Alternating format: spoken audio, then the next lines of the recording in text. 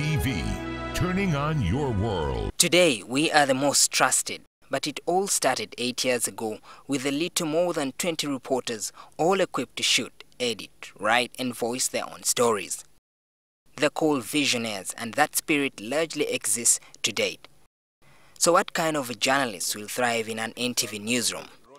We caught up with then reporters Abubakar Muwonge, Michael Baleke and Irene Namyalo, who were among the few hires at NTV. I went home, sat down, did my CV in an internet cafe then, very slow. After doing my CV, I went to post office and I posted my CV to Nairobi.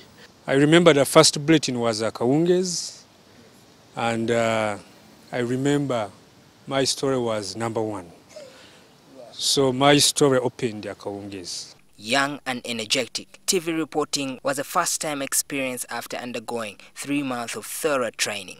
We were trained by very professional journalists from international media houses, and that's why people should not get surprised of what seeing the product we offer. I've never held a camera before. I didn't have any idea about editing, Final Cut and the rest of it. Nothing, but they took us through for 3 months. The excitement was evident and they blossomed.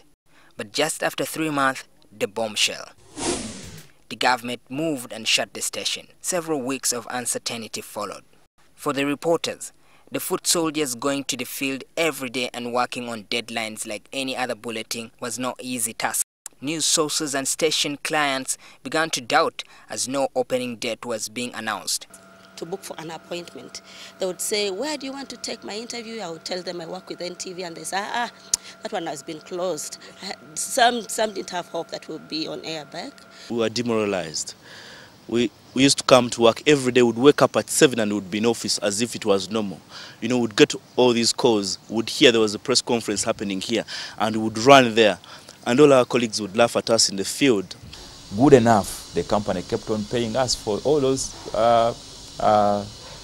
months we were off air. These trying times instead offered another opportunity for the newsroom to perfect its crafts. Whenever I would go to the field when we were switched off, we'd come back and do a mock bulletin at exactly 9 o'clock, and we'd all sit down to watch the bulletin. When the government gave the nod for them to go back on air 3 months later, they were ready to turn on your world.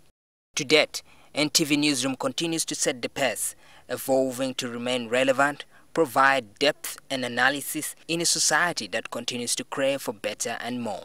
We didn't have to measure ourselves with the existing TVs that in the country. Our own competitor was the newspaper. NTV did not just give these reporters a platform to propel to greater heights, but also an avenue where most of them discovered their talents. For this, Abubakar Muwonge is forever grateful. I preferred chaotic news events, like riots.